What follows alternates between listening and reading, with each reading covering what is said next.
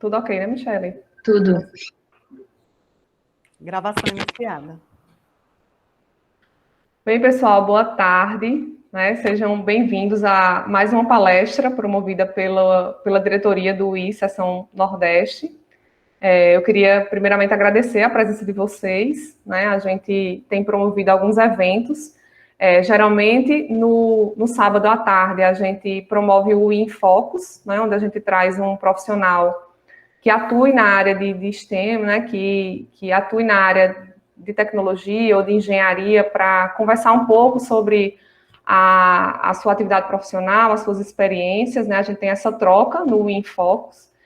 E nesse ano, a diretoria do UI resolveu também promover uma palestra ou um encontro, uma live que tratasse de alguns assuntos correlatos.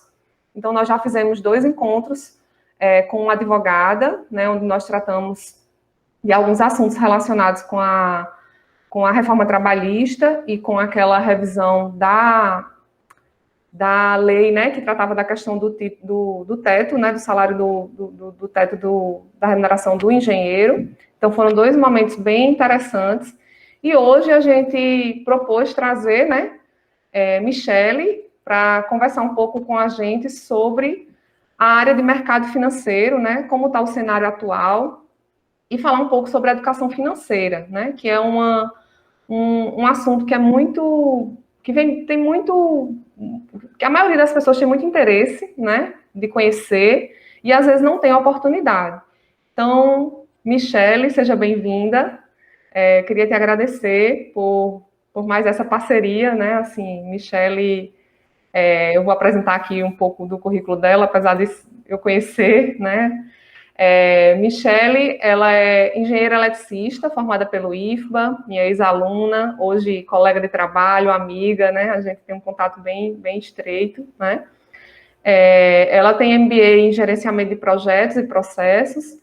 Atualmente atua no gerenciamento de produtos de tecnologia do Itaú e com produção de conteúdo na HubMe. Ela possui experiência nas áreas de tecnologia, engenharia e finanças. Então, Michele, a palavra está com você, né? Eu vou ficar aqui mediando, se tiver alguma pergunta, alguma coisa, eu vou mediando para você, tá? Vou passando para você. Muito obrigada e a palavra está com você.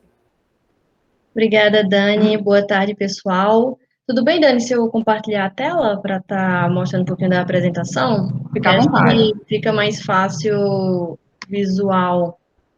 Fica à vontade, pode projetar. Ok. Vou estar colocando aqui, compartilhando. E aí, quando aparecer a tela, aí você me avisa, por favor. Bom, Está aparecendo. Teu som ficou um pouquinho mais baixo. tá dando para escutar bem? Vou aproximar um pouquinho mais aqui. Pronto, tô ouvindo. Tá, beleza. Pronto. Então, pessoal, como a Dani comentou um pouquinho, eu coloquei aqui no próximo slide uma apresentação também, que aí resume um pouco do que a Dani comentou. E, conforme ela falou, né, eu tenho formação em engenharia elétrica pelo Instituto Federal da Bahia. A Dani foi minha professora. Eu cheguei a começar um mestrado na Unicamp também na parte de engenharia elétrica e computação, mas eu não cheguei a terminar esse mestrado. Porque foi na época que eu entrei para o Itaú e eu decidi dar uma parada na época. E aí, quando eu entrei para o Itaú, eu entrei muito numa pegada de gerenciamento de projetos e processos. Só que, quando a gente fala em termos de tecnologia, hoje em dia, a visão está muito mais conectada com o produto, porque a gente tem que estar trazendo soluções para o cliente. E quando a gente fala soluções, são soluções não mais quando a gente olha a média, mas sim soluções customizadas para cada tipo de cliente. Então, por isso que a gente vai para uma pegada muito mais em termos de produto do que em termos de projeto. E aí, falando até de forma geral, seja projeto, seja processo, seja produto, eu já trabalhei com soluções, criando soluções envolvendo a parte de tecnologia, envolvendo a parte de finanças, envolvendo a parte de engenharia. Então, Nesse sentido, eu criei um portfólio, vamos chamar assim, bastante diversificado, né? Não em uma área somente. E aí, quando eu falo em termos disso, também falo da questão pela minha empresa, que é a HubMe, que é uma empresa de produção de conteúdo e gerenciamento de soluções. Então, eu comentei um pouquinho do Itaú, né? Na HubMe eu até coloquei algumas empresas aqui para a qual eu já prestei serviço, sendo essas empresas, por exemplo, a Neuromind, que é uma empresa na área de inteligência artificial. Na época, eu trabalhei com alguns projetos na parte de inteligência artificial para a parte de leitura de documentos, projetos também envolvendo mais a área de engenharia elétrica para criação de medidores inteligentes, análise de sistema de distribuição, enfim, bem mais voltado para a parte de engenharia elétrica. Um outro cliente foi a Uniaselv, que é a Universidade de Santa Catarina, e foi mais a parte de produção de conteúdo, mas voltado para a parte de engenharia elétrica também. Então, e aí uma outra foi a Monetos, talvez, acho que dessas todas, talvez vocês não conheçam tanto, mas a Monetos, ela foi recentemente comprada pelo Santander e é uma empresa na área de investimentos em que, ao invés de você estar montando sua própria carteira, você só aplica o dinheiro e eles fazem o trabalho de estar montando a sua carteira, tá? Então, esses são alguns exemplos e aí falando em termos de projetos que eu já trabalhei, falando um pouquinho aí mais sobre mim, tá? Bom, e aí o que é que eu pensei para trazendo aqui hoje para vocês? A gente está falando um pouquinho de mercado financeiro, um pouquinho de como é que está hoje a situação das mulheres dentro do mercado financeiro e um pouco da parte de investimentos também, né? Cenário econômico, bem rápido, assim, para a gente não estar se apegando muito e estar partindo para uma coisa mais em que a gente possa estar colocando no nosso dia a dia, mais aprendendo e multiplicando o dinheiro, que eu acho que essa é a melhor parte, né? Então, para começar, o que seria um mercado financeiro, né? Eu acredito que todo mundo já deva ter escutado o termo, mas não tenha pensado na imensidão que pode ser esse mercado. Então, da forma mais simplista possível, o mercado financeiro ele é um ambiente de negociação de produtos financeiros. Então, muitos devem conhecer mais como produtos financeiros a parte de empréstimo, a parte de consórcio. São produtos financeiros muito mais famosos. Porém, produtos, digamos assim, famosos, mas menos usuais, também são ações, títulos públicos, uma parte de fundos. Quando a gente vai para fora do Brasil, né, mas a gente tem os REITs, stocks. Então, a gente tem uma diversidade de produtos que abrangem o mundo todo e que a gente pode estar usufruindo disso para benefício nosso, né, para benefício do nosso patrimônio, da nossa saúde financeira. E aí, pegando já um pouquinho de como é que funciona essa questão de mercado financeiro, né? Nada mais é do que negociação. Assim como eu posso estar conversando com alguém, negociando alguma coisa, com o mercado financeiro é a mesma coisa, com dinheiro é a mesma coisa. Então, é muito visível para a gente quando isso acontece, quando eu estou, por exemplo, indo no mercado e comprando algum produto do supermercado. Então, é fácil a gente ver ali a troca do dinheiro, né? Eu estou passando aquele produto no caixa eletrônico, e aí a moça lá, ou quem estiver me atendendo, essa pessoa pode estar me falando o valor que vai ser e eu vou estar pagando de acordo com o que eu comprei. Isso é muito visível. Quando a gente vai para o mercado financeiro, é basicamente a mesma coisa. Então, se alguém está comprando uma ação, é porque existe uma outra pessoa por trás, que você não sabe quem é, mas que ela está vendendo essa ação. Então, tudo se trata de uma negociação. Um título público é o governo que está oferecendo e você pode estar comprando e guardando aquele título para estar resgatando no vencimento, para estar tirando quando você achar que deve, enfim. É quase que a mesma coisa, vamos dizer assim, né? Mas fazendo analogia, é uma negociação. Porém, é diferente quando eu simplesmente faço a negociação ali em dinheiro com outra pessoa, em que eu estou vendo a cédula e eu estou só trocando, fazendo ali a minha negociação. Quando a gente fala em termos, quando, por exemplo, a gente está usando um cartão de crédito, quando a gente está comprando uma ação, quando a gente está fazendo algum tipo de investimento, o que acontece é que a gente precisa de instituições que elas estejam intermediando esse processo. Aí isso eu vou comentar um pouquinho mais na frente. Porque aí o que acontece? Como é que é dividido o mercado financeiro, né? O mercado financeiro ele é dividido de acordo com esses 4 tópicos aí que vocês estão vendo na tela. Ele é dividido em mercado de crédito, em que eu estou pegando crédito, então eu estou indo para um banco, eu estou pedindo um empréstimo, um capital de giro ali, às vezes eu estou precisando de crédito, de dinheiro, para estar investindo em um projeto dentro da minha empresa, dentro de um projeto, ou eu quero financiar uma casa, enfim, eu vou estar pegando crédito com alguém para poder estar utilizando. E aí depois eu vou estar seja pelo meu trabalho, seja pela minha empresa, eu vou estar pagando esse crédito que eu tomei. Então, esse é o mercado de crédito. A gente tem também o mercado de câmbio, que nada mais é do que a moeda. Então, a gente tem a Casa da Moeda, a gente tem a que imprimem as cédulas. Então, é onde ocorre a troca das moedas. Esse é o mercado de câmbio. A gente tem também o mercado monetário, parte mais de empréstimos de curtíssimo prazo. E o que eu vou entrar aqui hoje para estar falando mais com vocês é essa parte de mercado de capitais, em que a gente pode estar falando de bolsa de valores, de corretoras, instituições financeiras que a gente possa estar fazendo negociações dentro dessa parte de mercado de capitais. Então, como é que se divide o mercado de capitais hoje, né? O mercado de capitais, ele é dividido em renda fixa e renda variável. E aí, gente, essa parte aqui é um pouquinho mais chata, mas é legal a gente estar entendendo um pouquinho desses termos para depois, mais na frente, quando a gente vai falando da parte, pelo menos que eu considero mais legal, que é a parte de investimento, a gente está entendendo um pouco disso para estar aplicando no nosso perfil de investidor, para estar fazendo escolhas mais bacanas de acordo com o nosso perfil, de acordo com nossos objetivos, tá? Então, o que seria essa renda fixa? A renda fixa, apesar do nome, ela não é tão fixa assim, só que ela é muito mais previsível, né?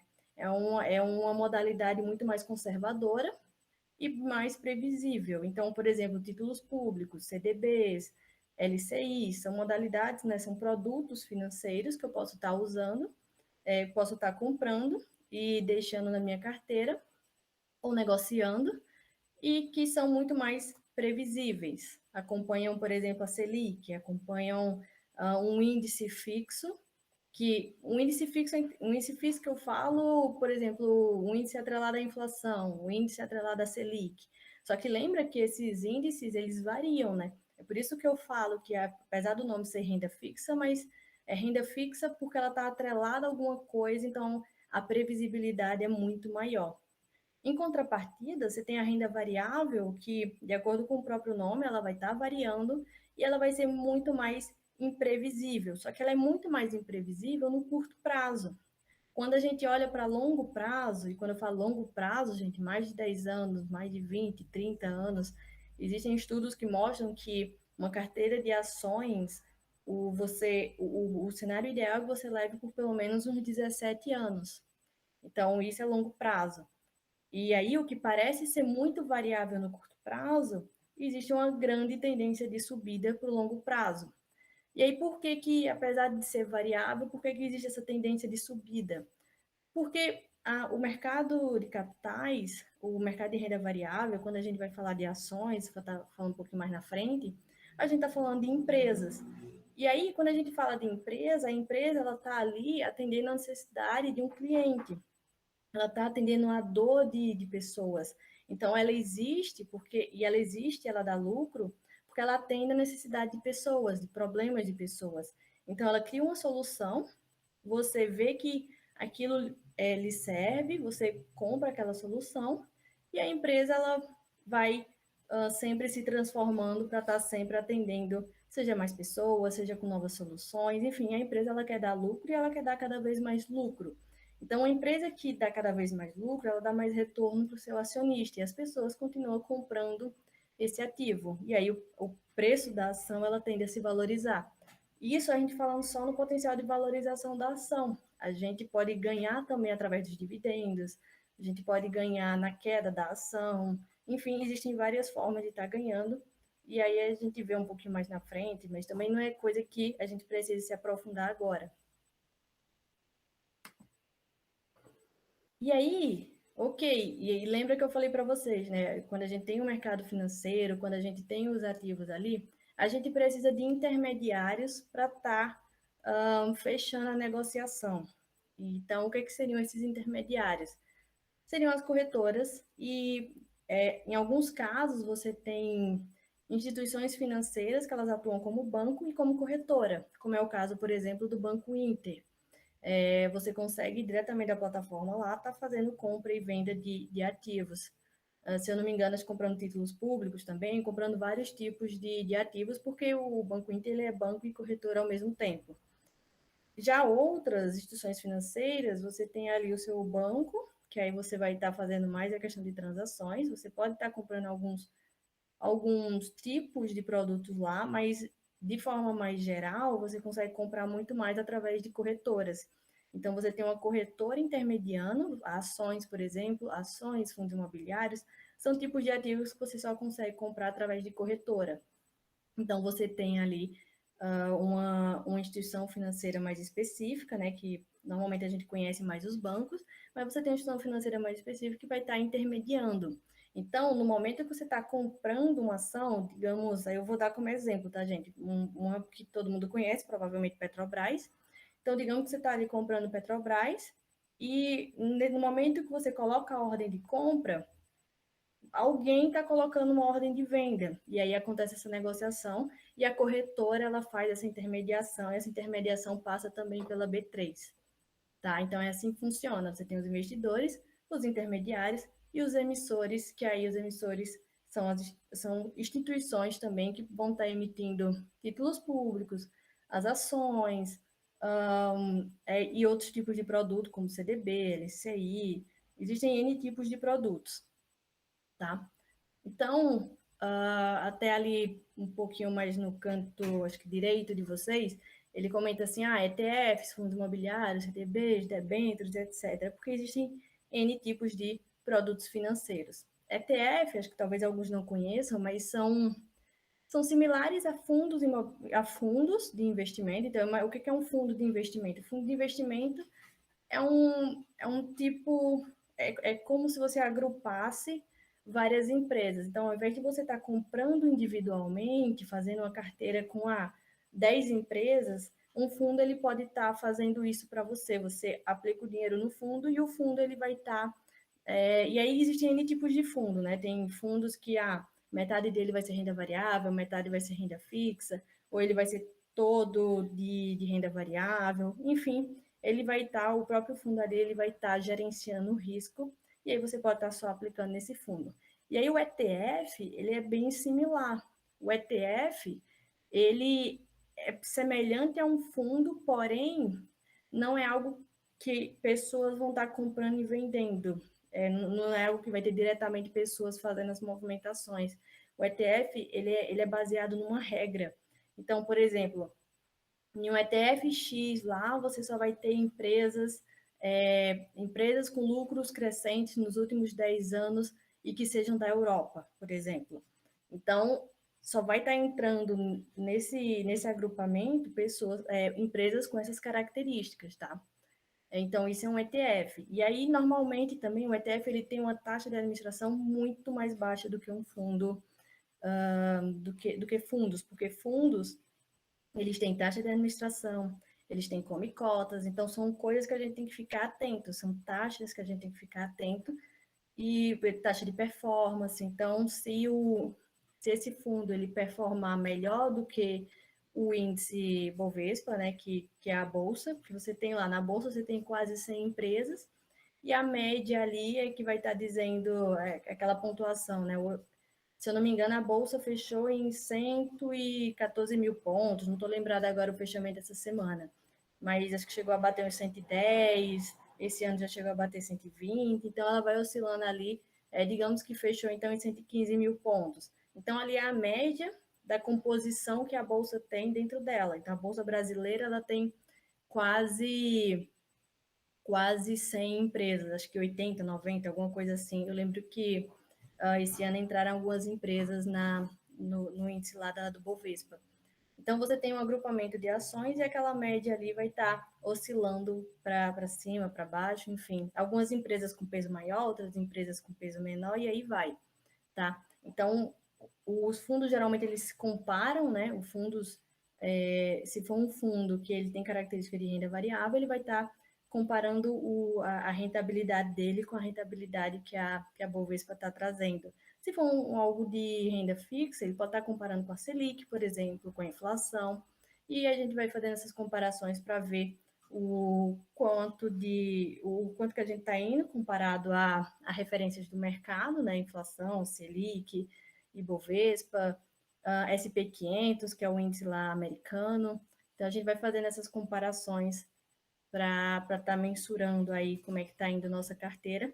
Além disso, a gente pode estar mensurando também pela rentabilidade, né?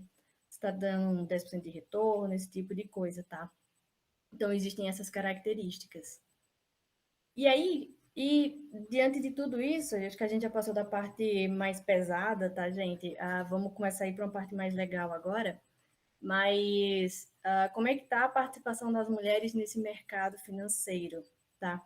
Então, eu peguei algumas informações, tanto relacionado a mulheres que estão trabalhando nesse mercado, como investidoras né, nessa questão de mercado financeiro. Então, quando a gente fala em termos de empreendimento, quadro societário, então, como é que estão as mulheres nesse ecossistema? Então, a gente vê que está aqui, ó, quando esse mais taxadozinho aqui, são startups com mulheres no quadro societário, e esse mais escurinho são startups com pelo menos cofundadoras mulheres, né? Então, um exemplo de uma startup com cofundadora mulher que eu conheço é, por exemplo, a Patrícia. Porém, não é no setor financeiro, é no setor de tecnologia. Então, quando a gente olha para o mercado financeiro, quantas mulheres a gente conhece, né? Eu conheço algumas no setor de tecnologia, em alguns outros setores, mas pensando aqui, quando a gente fala em termos de serviços financeiros, é até menor, né? Onde é que as mulheres estão mais? Elas estão mais aqui nessa parte de moda, fashion, então você tem uma quantidade maior de mulheres. Porém, quando a gente começa a olhar para as outras áreas, a gente vê que a parte de moda, fashion, as mulheres são a maioria apenas nesse setor. Os outros, a gente vê que não chega nem a 50%, né? Nem metade do quadro societário são mulheres. Então, a gente tem aqui a parte de RH, gestão de pessoas, a parte de negócios sociais, alimentação. E quando a gente vai aqui para a parte de setor financeiro, a gente vê que a parte de mulheres no quadro societário não chega nem a 30%, enquanto que na parte de startups, mulheres cofundadoras, o índice é ainda menor, né? O que é bastante passível de melhoria, eu acredito, porque até no início, quando estava conversando aqui com a Dani, com a Georgina, é muito questão cultural, né? Então, a mulher hoje, mais antes, hoje nem tanto, mas está diminuindo, né? Mas a gente ainda sente muito isso, é a questão da mulher ela ser muito criada para agradar e o homem muito criado para fazer realmente aquilo que ele quer, para estar batalhando lá fora, para estar correndo atrás do que ele deseja. Então, a mulher ela termina deixando o que ela quer para um segundo plano e dando espaço para o que os outros querem. Então, isso reflete muito na parte de trabalho, isso reflete na família, isso reflete de várias formas. E aqui, quando a gente vai olhar em questão de quadro societário, né, a mulher, quando a gente fala em termos de carreira, poxa, às vezes, porque ela teve um filho, aí ela termina ela teve um tempo ali para dar mais atenção para a família, só que isso não deveria ser impeditivo, né? E o que a gente vê é que tem muita empresa que ainda tem preconceito, que demite mulher grávida, que durante a entrevista pergunta quando é que ela pretende ter algum filho, porque se ela for ter, eles não querem contratar. Então, tudo isso aqui vai refletindo. E aí, dentro do mercado financeiro, eu separei aqui, eu peguei de uma pesquisa algumas subdivisões dentro do mercado financeiro, né? Então, por exemplo, a parte de câmbio, cartão, crédito, poxa, dívida, fidelização, investimentos, porque dentro do mercado financeiro a gente tem várias subcategorias. E aí, pegando 9 categorias, olhando mais para a fintech, no setor de investimentos, o que a gente vê é que quando a gente tem mulheres como cofundadoras de alguma fintech, a maior participação delas são nessa parte aqui de crowdfunding. Uma outra parte aqui também de crédito, enfim, a participação das mulheres ainda é muito baixa, muito baixa. E quando a gente fala em termos de investimento, de fato, aí aqui são dados da B3, o que a gente vê é que vem crescendo o número de investidores, e quando a gente olha aqui para o Brasil, e aí falando em qualquer aspecto, gente, seja homem ou mulher, o número de investidores é muito baixo, muito baixo. A gente estava chegando recentemente, acho que a 3% dos brasileiros que investem em bolsa. Se você for comparar com um país como os Estados Unidos, nos Estados Unidos a gente tem que mais da metade da população investe em bolsa. Então, assim, comparado a países desenvolvidos, é uma discrepância muito grande. É um mercado que tem muito para crescer ainda. Não é à toa que talvez muitos de vocês estão vendo cada vez mais influencers na parte de investimento, porque é uma coisa que toca muita gente, né? Para vocês terem ideia, dinheiro, o falar sobre dinheiro é muito mais tabu do que falar sobre sexo, por exemplo, dentro de uma família. Então, tudo isso vai refletindo, né? E quando a gente fala em termos de mulher, aí é que o tabu aumenta muito mais. Então, olhando aqui a perspectiva, olhando os últimos dados da B3, aqui é dados de 2021, a gente vê aqui que nem 30% dos investidores que estão em bolsa são mulheres, o que já é um número bastante alto se comparado com os outros anos, em que a gente tinha aqui menos de 20%, e aqui recentemente o Brasil chegou a 3 milhões de investidores em bolsa, né? Então, tanto característica homem quanto mulher, a gente ainda tem muito pouco, muita oportunidade para estar crescendo, muita oportunidade para estar conversando mais sobre isso, conscientizando as pessoas da importância de ter uma saúde financeira, porque uma saúde financeira, ela reflete em todos os aspectos da sua vida. A maior parte de separação entre casal hoje é relacionado a problemas financeiros. Então, quem pensa que, não, daqui a pouco eu olho isso, eu não preciso fazer um planejamento, tende a ter uma vida mais conturbada. E aí, para estar começando, para estar dando o primeiro passo, a regra é bem básica. É começar gastando menos do que ganha e não estar comprometendo grande parte do seu salário, né? Mais para frente eu vou mostrar uma regrazinha que aí, dependendo da pessoa, ela pode ser ajustável para que você esteja tendo um melhor controle, tá? E uma outra coisa que acho que vale mencionar essa questão das mulheres é que, apesar do número de mulheres ser menor, mas as mulheres que participam as mulheres que investem hoje, elas conseguem ter uma rentabilidade maior do que homens. Por quê? Porque lembra que eu falei lá no início para vocês que, por exemplo, quando a gente fala em termos de ações, são coisas para longo prazo. Então, as mulheres elas são muito mais pacientes. E bolsa de valores, mercado financeiro, é muito mais sobre paciência e disciplina do que sobre inteligência. Então, você pega um cara, por exemplo, como Isaac Newton, como caras assim, eles já sofreram bastante na bolsa, eles já perderam dinheiro, tá? E enquanto que mulheres, apesar da gente não escutar falar muito, mas pesquisas mostram que o retorno de carteiras femininas, elas têm tido uma rentabilidade maior do que carteiras feitas por homens, muito pela questão da paciência e movimentação também. Não é algo como naqueles filmes ou vídeos, aquela coisa que fala assim, comprei, vendi, não. É uma coisa muito mais tediosa, né? O Warren Buffett, que é um dos maiores investidores do tempo, ele fala que sua carteira de investimento ela deveria ser muito mais tediosa, como olhar uma grama crescer, do que qualquer outra coisa. Então, o lado chato é isso, né? O lado chato é que quanto menos emoção, quanto mais visão de longo prazo, melhor. O que não é muito animador, porque as pessoas elas gostam de uma emoção, para ser sincera, elas gostam muito mais, elas são muito mais atraídas por aquelas notícias. E agora, o que fazer com dinheiro? Como invisto R$ 100? Como invisto R$ 1.000? Quando, na verdade, é muito mais simples do que isso, tá?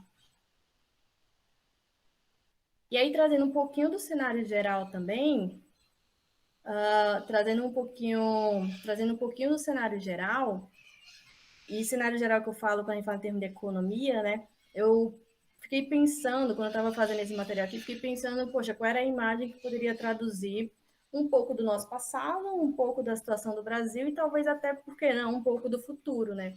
E aí eu achei essa manchete, né? A manchete fala que o Brasil ele nunca foi um país fácil. Por que fala isso, né? Porque o Brasil ele tem uma característica muito populista. E isso, por mais que as pessoas pensem que é bom, não é no sentido da economia. Porque o dinheiro, gente, é que nem eu comentei lá no início, é uma negociação. Então, você não pode só imprimir dinheiro e dar dinheiro e esperar que só isso resolva os problemas. É muito mais uma questão de como é que eu injeto dinheiro hoje para que eu tenha retorno no futuro. E aí, quando a gente fala em termos populistas, termo populista, você pega o Bolsa Família, por exemplo, que aí eu não sei quanto é que está agora, se são R$ 200 por mês, esse tipo de coisa, mas você está induzindo as pessoas a dependerem daquele dinheiro, quando, na verdade, você deveria estar investindo na criação de novos empregos para que as pessoas elas criassem autonomia para seguir uma progressão de carreira, para aumentar a sua renda, para elas terem independência e dizer assim, eu não dependo de ninguém, eu dependo só de mim, só do meu trabalho, e eu vou estar lutando por isso, eu vou estar me capacitando, eu vou estar estudando mais. Então, é muito mais nesse aspecto. E aí, só que o Brasil, ele é assim, é cultural, né? É cultural do Brasil ele ser assim, porque ele foi... Você pega lá atrás, a gente foi povoado pelos portugueses, e diferente dos americanos, por exemplo, que foram habitando por questão de estar encontrando território e estar querendo expandir, enfim. Então, você tem uma questão cultural muito forte aqui no Brasil, e isso se perpetua até hoje.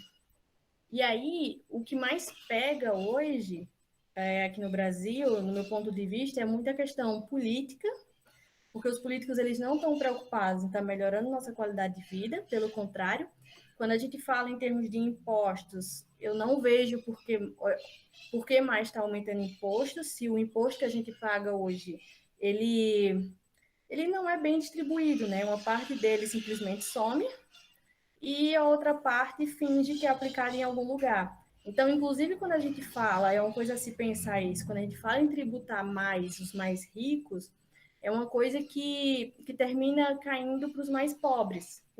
Quanto mais a gente fala em tributar mais os mais ricos, é uma coisa que vai e repercute nos mais pobres, e isso acontece muito aqui no Brasil. Por quê? Porque quando eu estou tributando mais os mais ricos, o que eles fazem é tirar o dinheiro daqui do Brasil e jogar lá fora. E aí, essa tributação que surgiu, ela vai incidir em quem? Em quem está aqui e quem não consegue sair. Então, você tem uma característica muito forte aqui no Brasil de vamos resolver o problema no curto prazo, imprimindo mais dinheiro, aumentando os impostos, e que repercute em quem é mais pobre e quem tem menos educação, enfim, nas classes mais baixas.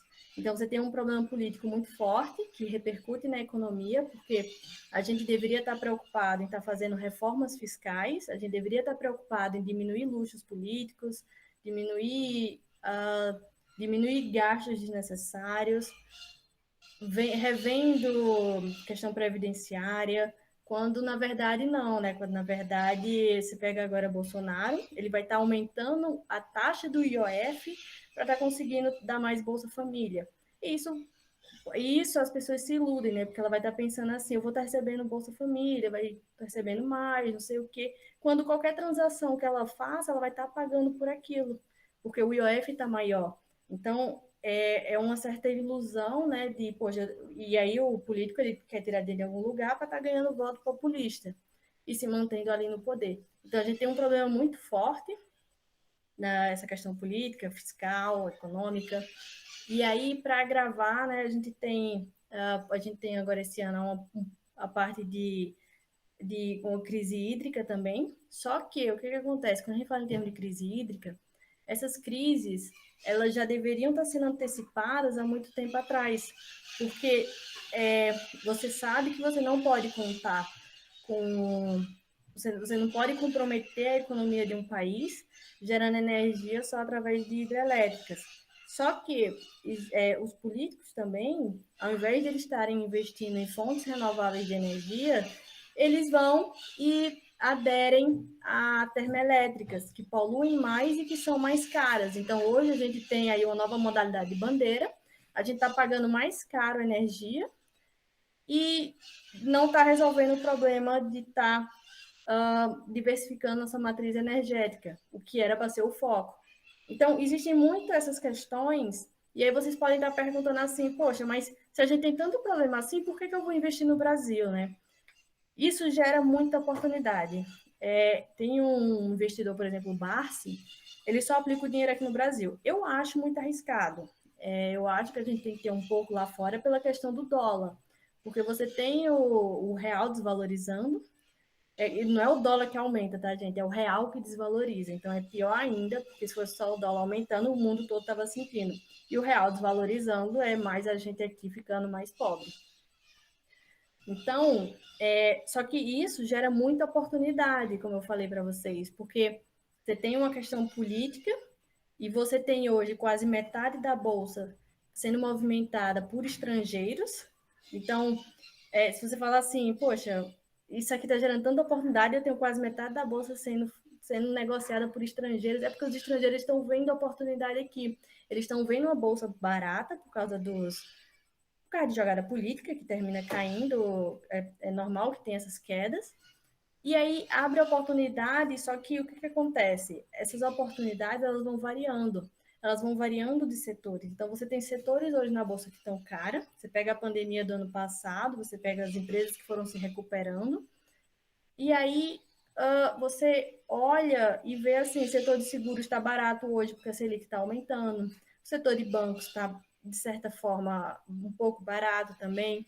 Se existem alguns setores ali que você vai vendo que vai tendo oportunidade por causa desses problemas que a gente tem no Brasil, mas que a longo prazo, por serem empresas, por estarem dando bons resultados, por terem boa governança e por estarem trazendo lucros crescentes, elas vão ter o preço das suas ações crescendo também, tá? Então, não é porque o Brasil não é um país fácil, eu acho que ele, na minha perspectiva, por ser uma questão cultural, ele nunca vai ser, mas isso não significa que a gente não tenha boas oportunidades aqui.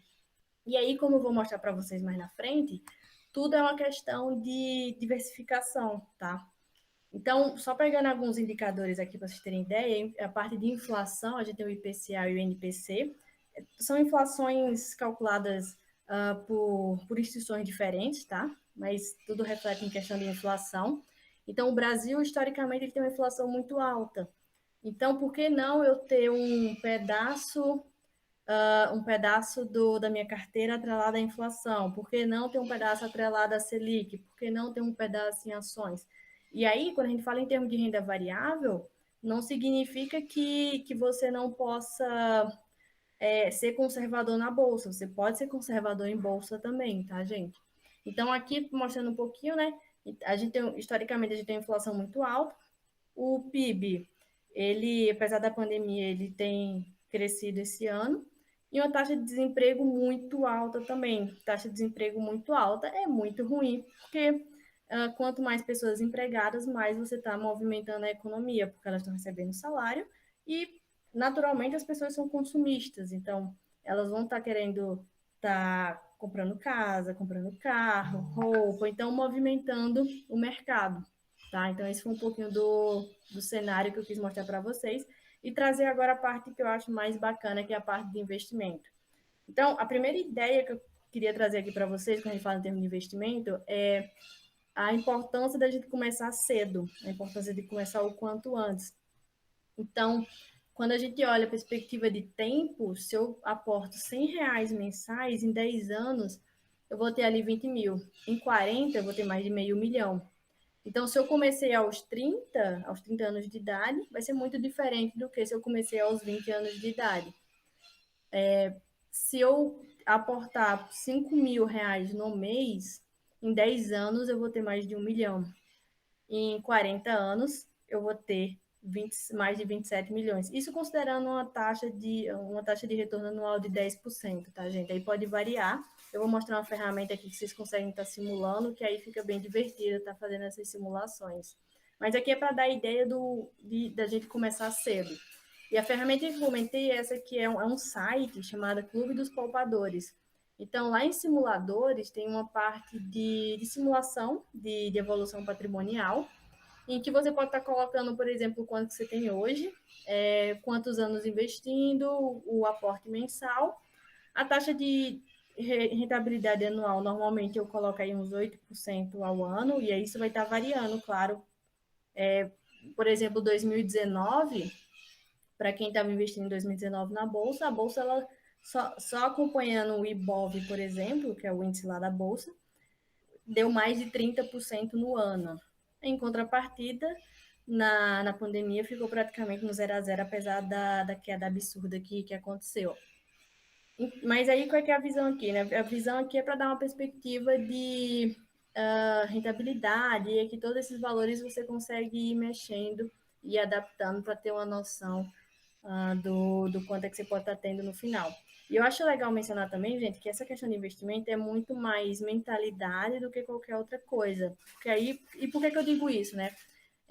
Outro dia eu estava conversando com uma pessoa e essa pessoa, ela entrou como estagiária numa empresa e ela conversando comigo, querendo tirar algumas dúvidas sobre investimento.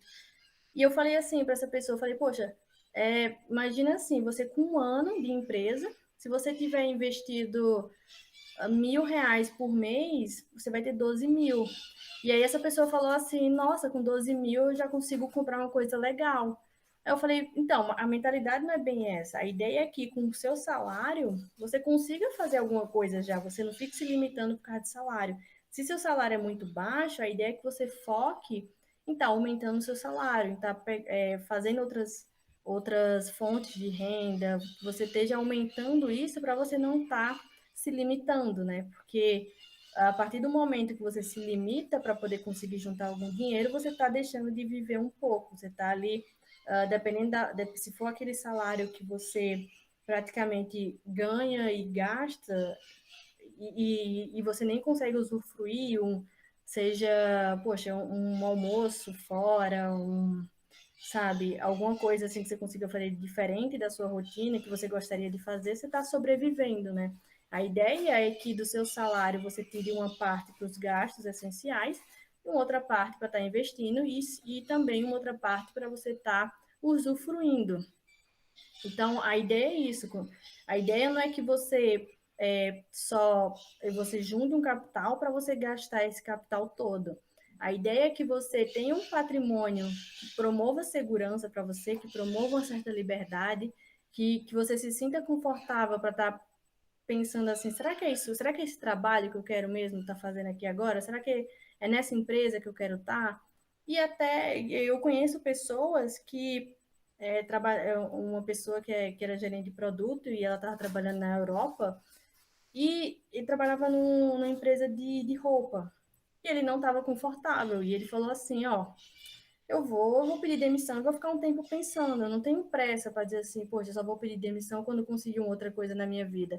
Eu estou muito confortável financeiramente hoje, e eu conversei com minha esposa, ele conversando comigo, né? Ele falou, eu conversei com minha esposa e eu vou estar pedindo demissão para estar pensando no que eu quero estar fazendo para minha vida. Eu quero continuar na carreira que eu construí, mas não olhando, não dentro de uma empresa que hoje vende roupas. E aí, beleza, essa decisão dele foi porque ele estava tranquilo financeiramente. E aí é para isso que a gente acumula patrimônio, digamos assim, é para que a gente se sinta mais tranquilo, é para que a gente tome as escolhas que a gente quer realmente tomar e não porque a gente precisa tomar, não porque eu preciso daquele emprego, por mais que eu não goste, e também para proporcionar uma vida mais tranquila para a família. Então tem gente que fala assim: ah, poxa, eu vou morrer amanhã, eu posso morrer amanhã, eu posso morrer depois de amanhã e não vou ter vivido. Estatisticamente falando, você não vai morrer amanhã, você vai viver muito mais. E outra, poxa, se você tem uma família, é legal que você deixe eles confortável. Então, é legal que você tenha um seguro de vida.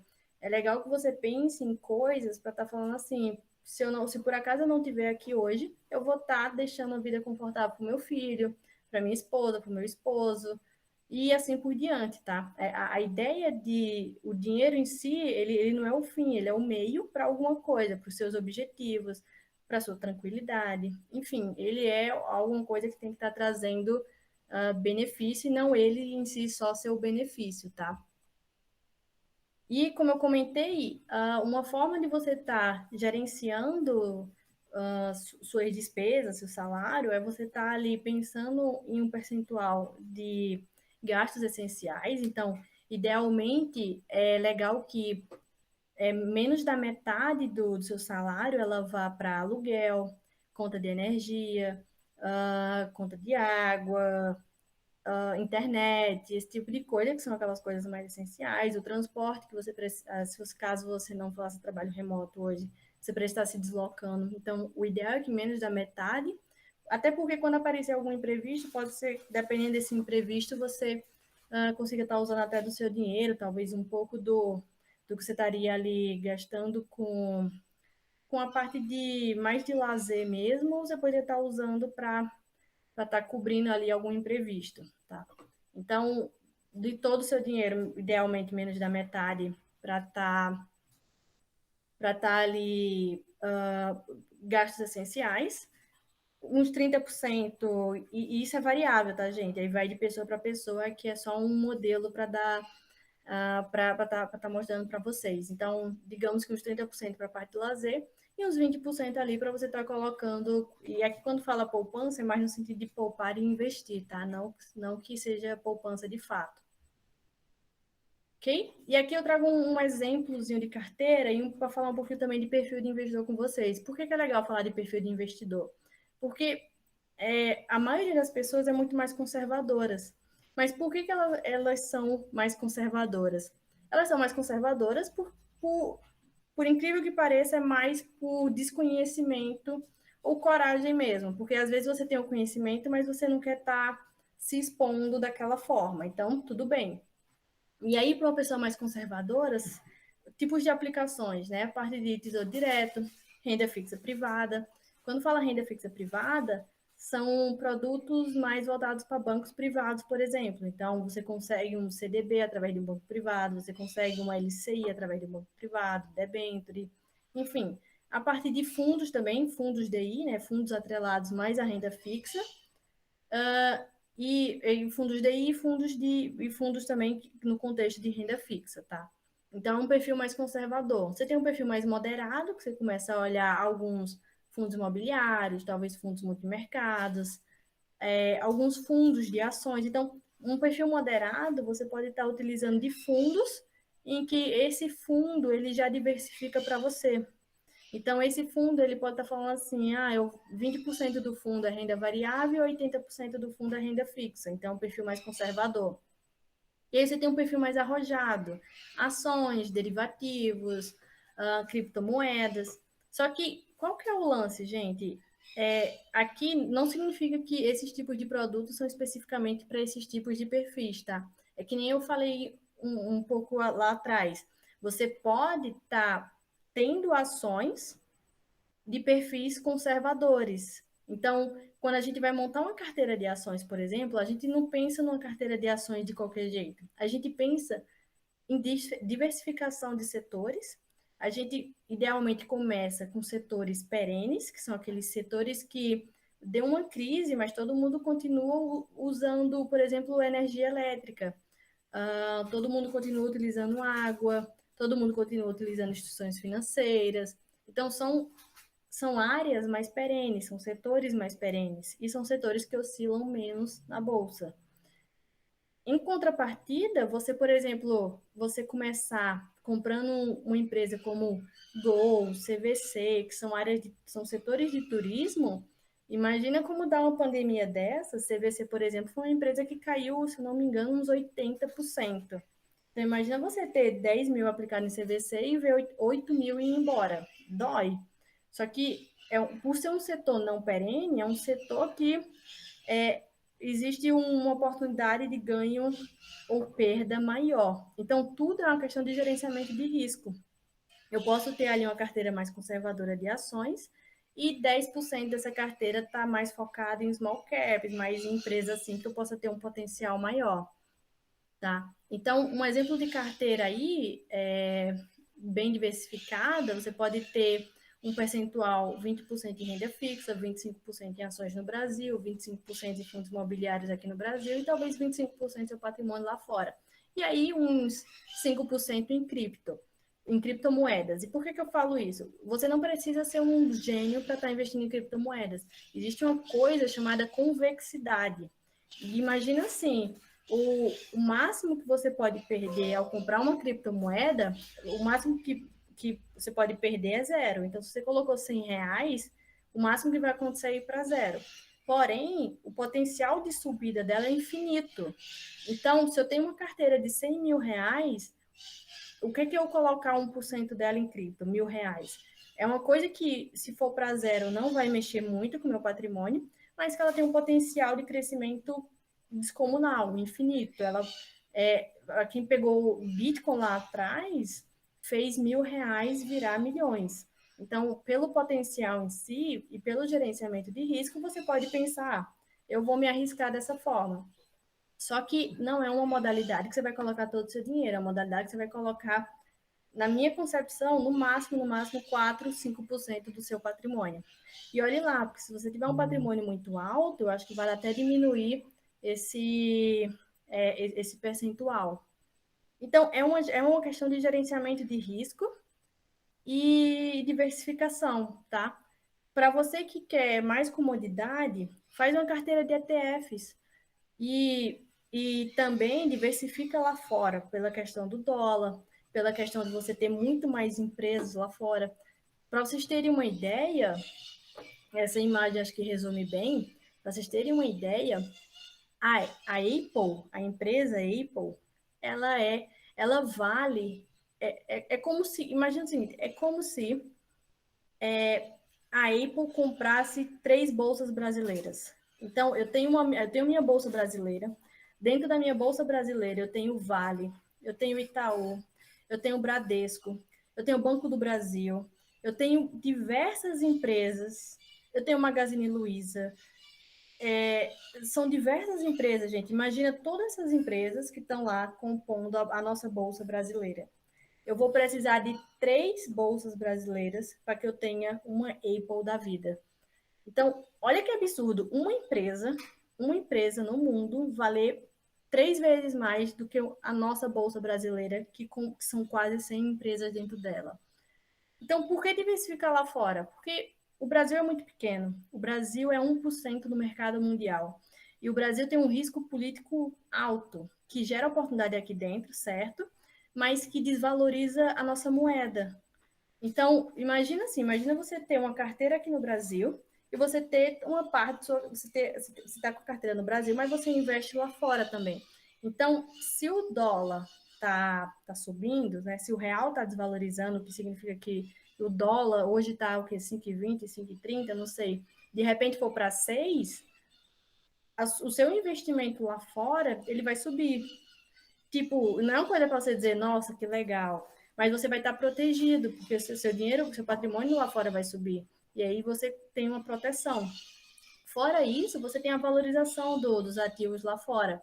Você tem empresas como Google, como Facebook, você tem bancos lá fora que atendem o mundo todo. Então, é um mercado muito mais rico, muito mais diversificado. E você tem ETFs que, por exemplo, são ETFs que investem em empresas da Europa, são ETFs que investem em empresas da Ásia. é um ETF de REITs, que seria similar a fundos imobiliários. Fundos imobiliários aqui no Brasil, eles pagam dividendos mensais. Dividendos é uma divisão do lucro. Então, a empresa que dá lucro, ela pode repartir esse lucro com quem compra as suas ações, né, que são os seus acionistas. Então, ela tira uma parte do seu lucro e divide com os acionistas. O fundo imobiliário, aqui no Brasil, ele é obrigado a dividir, a pegar 95% do que ele recebe dos aluguéis, né, porque fundos imobiliários nada mais são do que um fundo que vai comprando hospital, shopping, às vezes você tem alguns só de shopping, às vezes você tem alguns só de hospitais. São setores que ele vai juntando, prédios comerciais, prédios logísticos. Então, ele vai juntando, ele fala assim, eu tenho aqui 10 tipos de prédio no meu fundo, eu vou estar cobrando os aluguéis, e esses aluguéis eu vou estar arrecadando e dividindo com os meus acionistas. Então, você é dono daqueles prédios também, porque você é sócio do fundo. E aí, isso ele vai estar pagando dividendos mensais para você por causa disso, tá? E aí, por isso que é legal estar diversificado. O fundo imobiliário pode ser algo para estar lhe trazendo uma renda mensal ali, tá? E aqui um pouquinho do que eu tinha comentado, né? Que as mulheres elas investem melhores do que homens, de acordo com algumas pesquisas. E isso por quê? Porque as mulheres elas têm mais paciência, elas movimentam menos a carteira, e que nem eu falei lá atrás, o Warren Buffett está com seus, acho que 90 anos de idade, com um patrimônio de bilhões de reais, que boa parte ele conseguiu empreendendo, outra parte ele conseguiu investindo. E aí ele fala, né? Investir tem que ser tão tedioso quanto você olhar a grama crescer. Quanto menos movimentações você fizer, menos taxa você vai pagar, menos dor de cabeça você vai ter. E se você escolher boas empresas, essas boas empresas elas vão estar trazendo bons lucros, bons resultados, boa governança, que não vai gerar nenhuma polêmica, que não vai impactar você, sabe? Você consegue estar usufruindo sua vida enquanto o seu dinheiro está trabalhando para você de fato. E aí, algumas dicas aqui para a gente fechar. Então, o que eu falo primeiro, né? Entenda um pouco do seu momento atual, porque você pode estar hoje com insatisfação salarial e talvez pensando mais em focar no crescimento profissional, no crescimento da renda, em diversificar a sua renda, talvez estar tendo ali uma segunda, terceira renda. Conhecer suas despesas fixas também. Isso parece muito óbvio, gente, mas assim, na minha cabeça sempre foi muito óbvio, mas eu fui percebendo que não é uma coisa tão óbvia assim para as pessoas. Elas normalmente não conhecem, elas só passam o cartão de crédito e pronto, e paga aquilo. E conhecer sua despesa é interessante, porque ali você vai ter, você sabe que uma parte do seu dinheiro ela tem que estar indo para essas despesas fixas. Se você tiver dívidas, compensa muito mais você quitar, porque a taxa de juros é muito mais alta do que se você fosse só investir, né? Porque imagina assim, poxa, se investir fosse tão fácil assim, eu faria um empréstimo, colocaria o dinheiro para render e pagaria o empréstimo, só que não é tão simples assim. Então, a questão dos objetivos é muito importante também, porque os objetivos, pensa assim, eu tenho um sonho de alguns anos ter uma casa própria. Então, você já vai se preparando para aquilo. Você sabe que, por exemplo, digamos que você ganhe 5 mil reais por mês, se você conseguir separar 500 reais, R$ 1.000, pensando na casa própria, você vai separando ali todo mês. Aí, se você fala, final do ano eu quero fazer uma viagem, você já vai separando também um pedaço daquele dinheiro para fazer a viagem. E aí você vai fazendo isso. E por isso que é bom você ter os objetivos claros. E aí, se você der nome, e aí é uma técnica, né, uma estratégia que o pessoal usa, que a gente fala que se você der nome para o seu objetivo, ele é mais fácil de ser concretizado. Abra conta em corretora também, existem diversas corretoras hoje com taxa zero, você tem a Clear, você tem a Rico, e tem outras aí taxa zero também. Pesquise os comentários, pesquise sugestões na internet, qualquer coisa pode me procurar também. Conheça seu perfil de investidor e normal se hoje você for mais conservador. Eu, por exemplo, quando eu comecei na renda fixa, passei um tempo na renda fixa, né? Eu saí da poupança, comprei Tesouro Selic, que é uma modalidade lá do Tesouro Direto. Depois eu fui comprando LCIs, fui comprando CDBs, alguns produtos assim. Eu falo esses produtos, eu não expliquei muito bem o que são, mas em termos de renda fixa, gente, é bem simples, assim, qualquer Google que você der, ele vai estar explicando o que é cada produto. E o importante é você saber se tem taxa, se não tem, se o emissor daquele produto, se ele está bem das pernas ou não. Porque imagina que é um banco que você nunca ouviu falar na vida, e que esse banco está decretando falência. Então, assim, não é um bom investimento. Conhecer o perfil do investidor, né? Tem uma reserva de emergência, isso é muito importante, gente, muito importante. A reserva de emergência, ela é para uma emergência. Você não pode esperar que seu salário seja sempre aquele seu salário a vida toda, que você não precisa se preocupar com mais nada. Você tem que ter uma reserva de emergência. Você tem que ter seu salário, você tem que ter ali sua reserva de emergência, que aí, dependendo da sua idade, dependendo do seu momento, ela pode estar variando. Se você mora com seus pais, a sua reserva de emergência pode ser menor, mas se você já tem uma família, é legal que você tenha uma reserva de emergência maior, porque você não sabe o que pode acontecer. Então, o dinheiro que você está investindo é para estar investindo, não é para você estar pegando ele a qualquer momento. Um dinheiro que eu coloco em criptomoeda, por exemplo, é um dinheiro que é para eu deixar lá e eu esquecer que existe. Eu não vou estar numa emergência pegando dinheiro que eu coloquei em criptomoeda, porque criptomoeda varia absurdamente, sabe? Então, a reserva de emergência é para esses momentos. E é uma coisa que para mim parecia muito besta também, mas que eu descobri depois que não era tão simples, não era tão besta assim. Estrutura a carteira, né? Então, você pode ir começando aos poucos, começa pela renda fixa, se você tem um pouquinho de dinheiro na poupança, experimenta talvez comprar um CDB, 100% do CDI, com liquidez diária, porque aí você pode estar retirando a qualquer momento. Então, você vai indo aos poucos para ir perdendo medo, porque esse medo inicial é muito natural. Diversifique, isso é muito importante, essa questão da diversificação.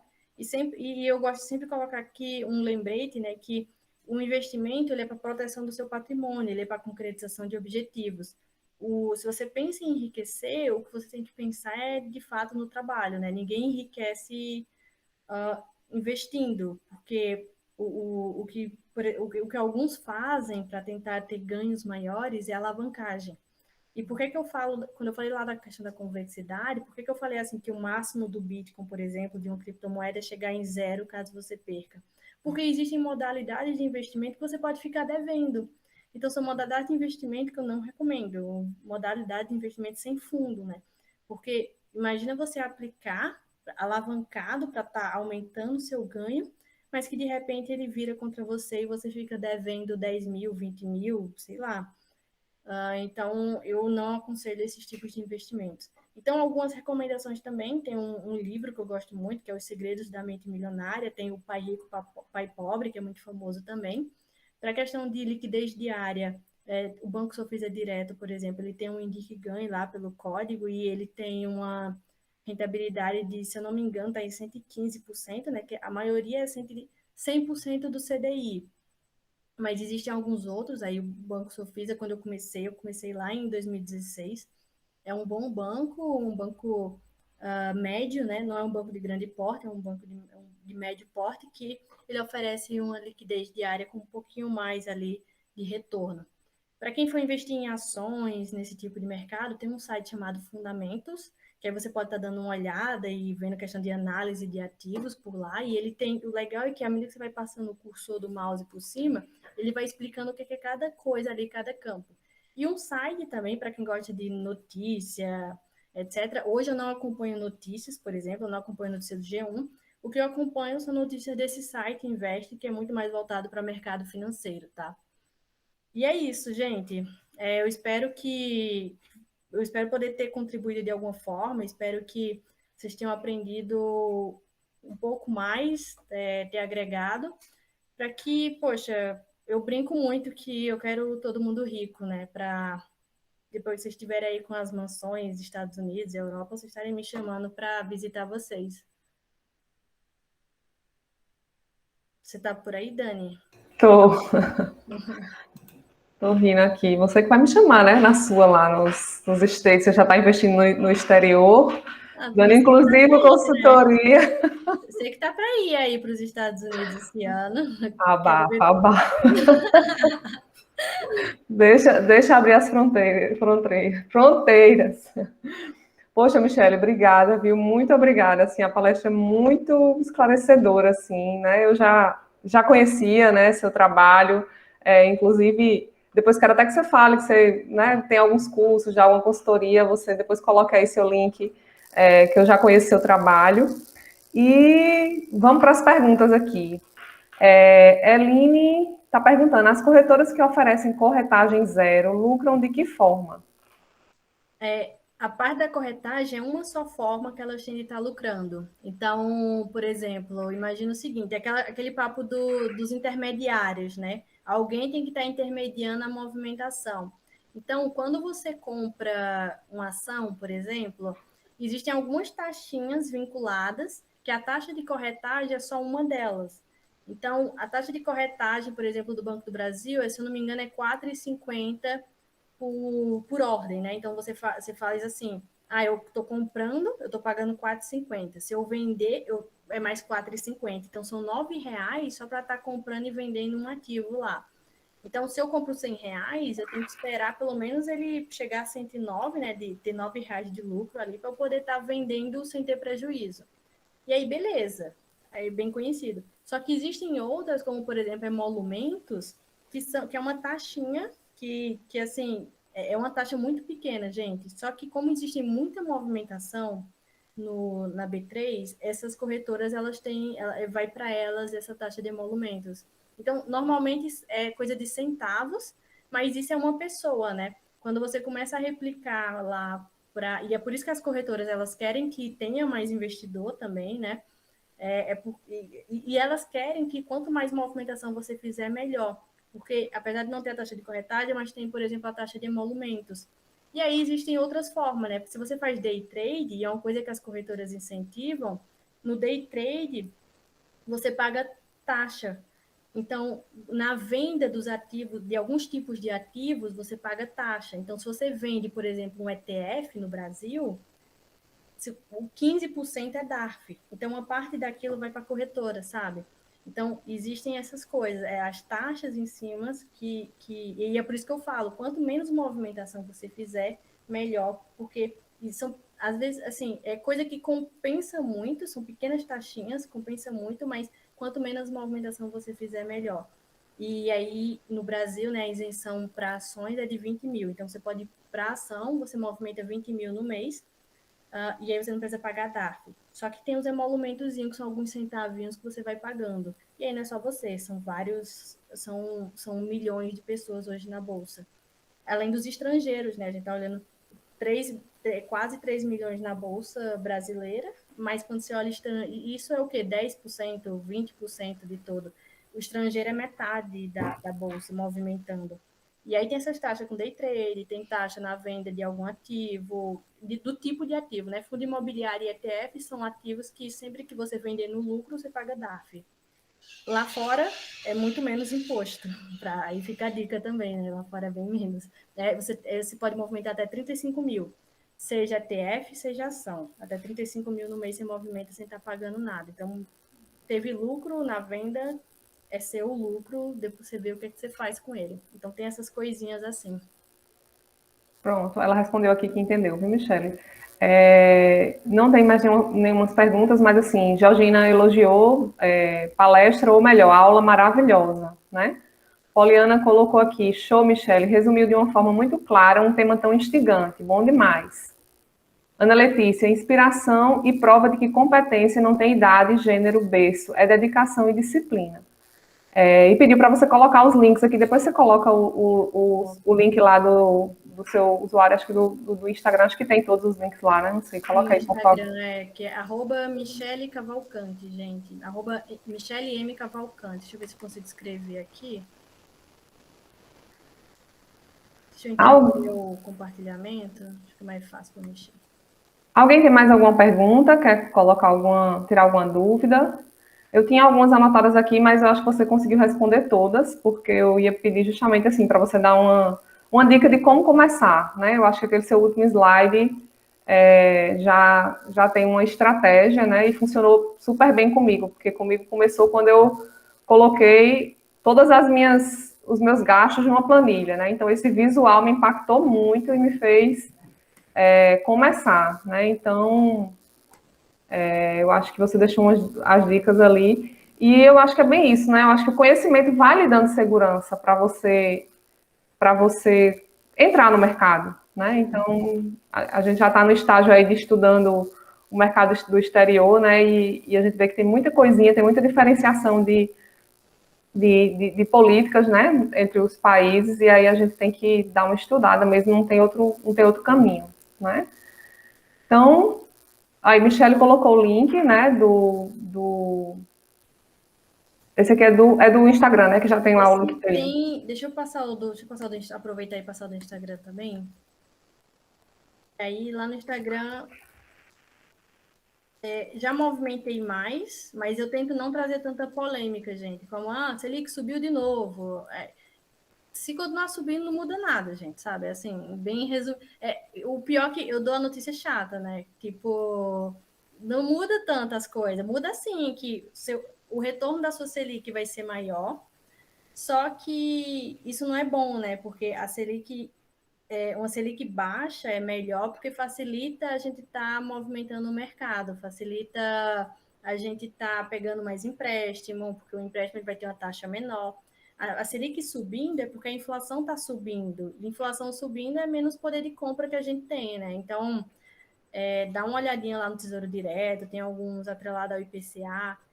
Bancos têm alguns CDBs, e aí vai comparando, gente, vai comparando. Eu tenho o Banco Sofisa, para quem se sentir mais seguro com os bancões geralmente têm uma taxa menor. Apesar de eu trabalhar no Itaú, gente, eu não estou vendendo produto, tá? Mas só para deixar claro, mas o Itaú ele tem o CDB 100% do CDI, que é semelhante ao Nubank, que é semelhante se eu não me engano, acho que é a XP, que paga 100% do CDI também. Então, uma reserva de emergência legal, fora da poupança, é um CDB 100% do CDI, que aí o único bancão que eu conheço que tem é o Itaú, tá? E aí não fazendo propaganda, se você tem conta no Nubank, você pode estar usando o Nubank. Se você quer um pouquinho maior que 100%, tem um Sofisa direto. E aí como é que eu gosto de fazer, já dando uma dica também. Para uma emergência assim de final de semana, eu tenho um pouquinho na poupança. Reserva de emergência não é pensando em rentabilidade, né? Pensando em segurança.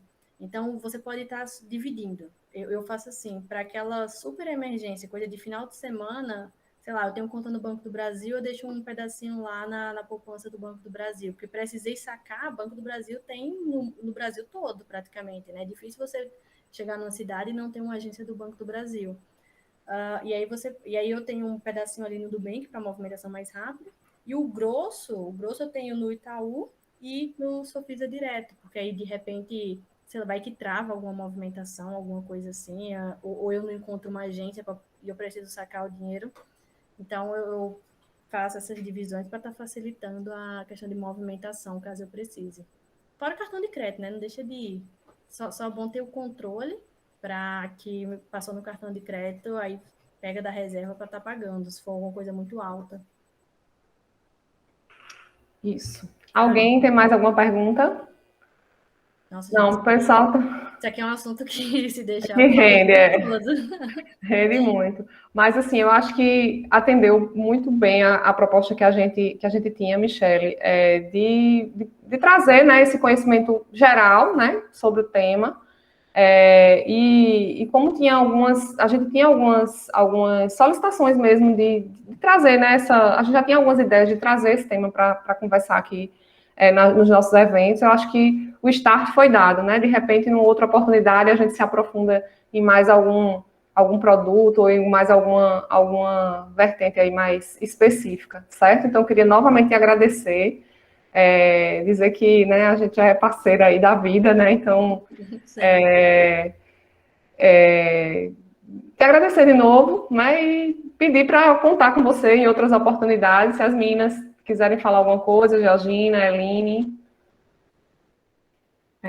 Só agradecer mesmo, Michele. A aula, como disse Georgina, a aula foi muito boa, bem objetiva, e eu acho que atingiu o objetivo, que é dar esse start, né? Esse abrir a nossa mente, porque é todo um processo, né, de educação financeira.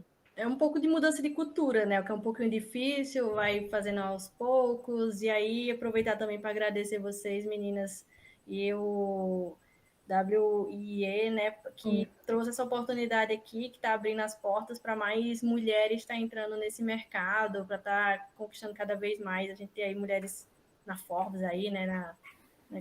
Quem sabe aí as próximas meninas mais ricas do mundo e crescendo, né? O importante mesmo é porque assim, é a tranquilidade que um patrimônio maior pode estar trazendo para a gente e para a nossa família, e tá trazendo tudo nossas escolhas de fato, né? Que é uma coisa que eu sempre digo, você não pode estar num emprego achando ruim porque você tem que estar nele. Você tem que ter a oportunidade de escolha e como mulher ainda mais, né? Que a gente sabe a sociedade que a gente vive e quanto mulher, poxa, às vezes você tem aquela mulher ali que depende de um esposo, que depende de alguém da família, quando na verdade ela pode estar ali construindo a independência financeira dela. É legal. Obrigada, Michele. É isso aí que você falou, realmente. Infelizmente, hoje em dia, tem muita mulher ainda presa, travada por causa da questão financeira, né? A dependência financeira, que no final das contas, quando a gente vai ver, a coisa não é tão complicada assim. A gente tem como se sair, até porque a gente tem essa característica de lutar, né? Não tem medo do trabalho. Muito legal. E a gente também pensou muito em trazer essa questão para o I, porque a gente está vivendo uma situação, a gente começou as palestras, né, as lives, trazendo questões ligadas à mulher e começou falando sobre as mudanças nas leis trabalhistas, né? Principalmente para esse pessoal que está entrando agora no mercado, a gente não sabe como é que vai ser o futuro com relação à aposentadoria, por exemplo. Provavelmente piore. Muito provavelmente, né? Já está piorando. As relações de trabalho, como é que estão, né? Está complicada a situação. Dani, ela foi a gente está explorando Dani, né? Dani foi a mediadora nas lives, porque Dani, além de engenheira e advogada, né? A gente teve aqui Priscila, uma excelente advogada trabalhista, e a gente está vendo que a situação está ficando precária. E quando você tem uma reserva de dinheiro, isso acaba te dando uma margem de manobra maior, né? Você tem como parar um tempo, pensar e refletir bastante a respeito das escolhas que você vai fazer e fazer justamente isso que você acabou de dizer, né? Fazer o que gosta. Poder escolher fazer o que gosta, que isso é um privilégio hoje em dia. Então, acho que isso que você fez hoje aqui com a gente, para a gente, foi colocar mais um tijolinho aí nessa questão ampla, né? E você fez de forma maravilhosa, assim, excepcional. Foi uma aula e deu até vontade. O prazer que você sente em estar fazendo isso é tão grande que você transmite isso para a gente que está lhe ouvindo. E a gente está tendo vontade agora de pesquisar e começar a buscar investir, né, Dani? Dani falava, sempre falou muito em você, né, Dani? Suspeita. Dei um print aqui na tela, porque é um momento bem, bem histórico, assim, é muito legal ver esse encontro. E, para fechar, assim, mais uma vez, obrigada, viu? Foi muito enriquecedor o momento. Muitíssimo obrigada. Eu que agradeço, meninas, Georgina, Eline e Dani, né, como sempre, aí, da vida. A gente se encontra no final do ano, viu? E agora sim, né? No começo era... E como eu falei, né? Ela começou a investir quando ganhava as bolsas de iniciação científica. Eu fui orientadora de iniciação científica dela e ela já falava... Quer dizer, de bem antes, né, Michelle? Eu estudava, né? Antes eu já começava a estudar e assim, ela... Foi muito curiosidade, assim, gente. Eu fui muito autodidata nessa parte de investimento, porque eu não tive nenhum familiar que investia, pelo contrário, desincentivava, né? Falava assim, quando eu comentei com minha mãe, ela falou assim, você vai perder dinheiro, não faz um negócio desse, não sei o quê, tal. Ninguém na minha família investia. Então, assim, eu fui fui encontrando grupo em Facebook, e eu vi os insights que eles estavam dando, as coisas que eles falavam, porque é muito natural a gente perguntar assim, eu tenho R$ 1.000 hoje, o que eu faço? Quando, na verdade, é tipo assim, qual é o objetivo que você quer? É um objetivo de curto prazo? Vai para renda fixa. É um objetivo de longo prazo da aposentadoria? Vai para renda variável e diversifica tudo. Então, é muito mais isso, né? E eu lembro que a primeira pergunta que eu fiz é, eu tenho X, o que é que eu faço? E super natural isso.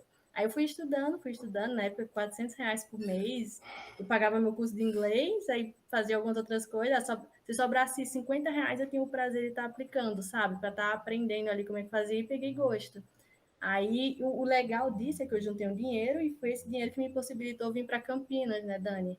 A Dani sabe que eu tentei o mestrado, passei, escolhi vir para a Unicamp e foi esse dinheiro que me proporcionou vir, porque eu vim sem bolsa.